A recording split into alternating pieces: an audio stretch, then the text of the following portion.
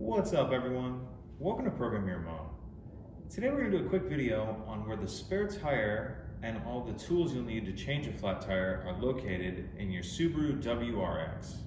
This is a 2016 model here, but it will be the same on several different years. So everything we're going to be looking at is in the trunk. I've already popped this trunk. Go ahead and open it. And then we're going to want to remove this back little cover. And there's one part that'll fold in here, and then on this side, if you fold that in there, you can pretty much just pull it out like that and set that to the side. And then if we look in here, we're gonna see the jack handle right here. This panel will come off and just set that to the side. And if we look in here, there's gonna be another kind of plastic, or rather styrofoam panel that has the jack and the lug nut wrench in that. You can pull that out as well.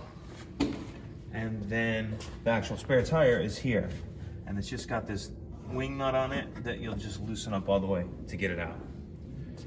So that's it. If you have any questions, please let me know. If you could take a second to like and subscribe, it helps us out and I'd appreciate it. Thank you.